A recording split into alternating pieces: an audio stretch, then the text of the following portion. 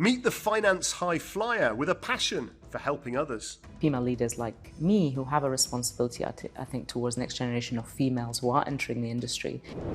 I'm Zainab Kufaishi. I head up Invesco's Middle East and Africa business.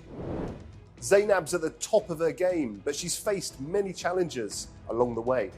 We flew after the Gulf War.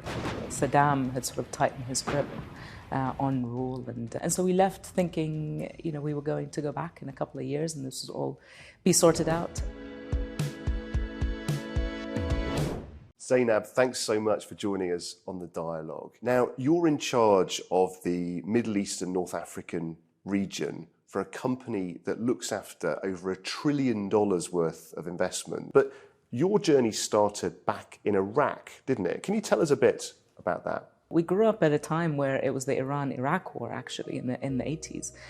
So it was a time of conflict, although I have to say we didn't really feel it. Yes, with a dictator at the helm and a very autocratic rule, but I have to say from a kind of financial security perspective, it was a comfortable life. And then obviously Saddam had sort of tightened his grip on rule, and it was difficult.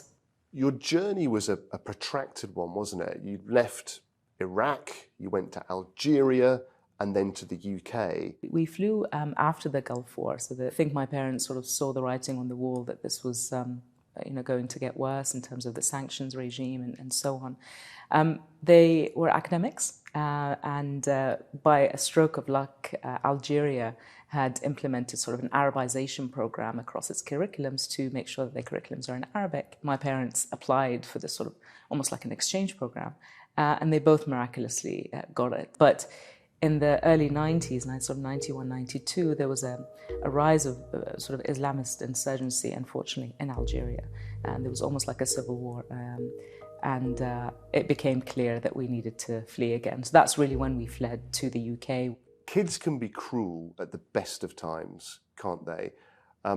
It must have been difficult for you landing in the UK and going to a British school. Was it difficult? I spoke no English when I got to the UK at sort of age 11. I was bullied a little bit, and it was a strange experience because I didn't speak the language, so I didn't understand why they would bully somebody like me. But it's just when you're different, I suppose that's what happens when you see it. Kids don't know any better, so.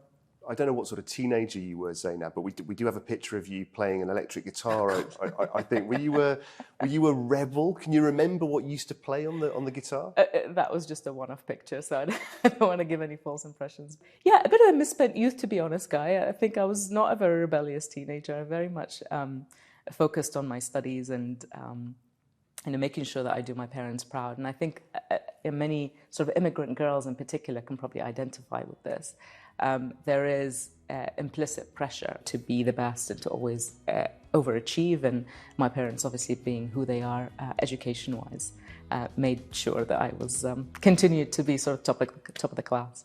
And you ended up moving into finance, obviously, which is where you are now. What sparked the interest? Was it something that happened accidentally, or was it something where you felt a real affinity with the industry? I was sort of 16, 17, obviously, because of my experience and heritage. I was very drawn to politics, and international politics, diplomacy in particular, and I really wanted to study that at school, at university. And my mother said, I think that's a good choice, although maybe couple it with economics, just to give it a little bit more robustness. You were waiting for that but, weren't you? It's nice, Zainab. It's great, go for it. But I did, I followed her advice, and that's where I fell in love with finance. And during sort of the latter part of my degree, I was very drawn to behavioral finance in particular, and the way sort of human psychology can influence markets and influence how people time the market and come in and out. And it's a world, isn't it, that has traditionally been dominated by men. We've still got a long way to go, I think. I probably did face some inbuilt biases, some hurdles along the way. I sort of chose not to see them, though, and I tried not to let them get in my way. I think it really is all about your mindset and how you view the world. And now you are one of those few female leaders.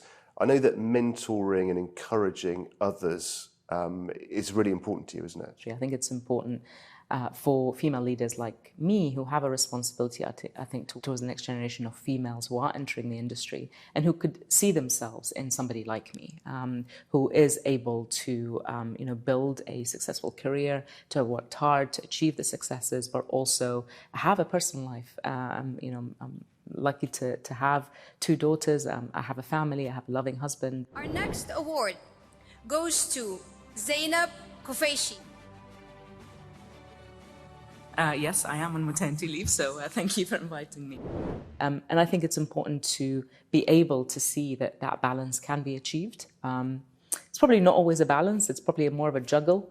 And Zainab, you were here in Dubai when war broke out in Syria, and you saw, like all of us, the people fleeing into Europe. And when you saw those refugees and the difficulties that they were experiencing, I mean, it must have been particularly evocative for someone like you with your background. I saw myself in those people on TV. And I just thought, well, if things had turned out differently, if my parents couldn't leave Iraq or couldn't leave Algeria, I would be on that boat. And so that really moved me. It was a strange feeling. It was almost like a calling, really. I just thought, I have to go. There's no way I can just sit here and not do anything. And I think just having that and being able to really listen on a human level, to really connect with someone on their bandwidth, to really understand, gosh, I can't even imagine what you're going through, and I can't even imagine the hopelessness that you feel, but I'm here for you. And please don't feel alone. You're not abandoned here in some camp in the middle of Greece. Well, we've spoken about the world of refugee camps and the emotion and that part of your life. We've also spoken about your life as a leader in the finance sector. But do those worlds ever come together? Have you got any examples where the 2 worlds have met at all?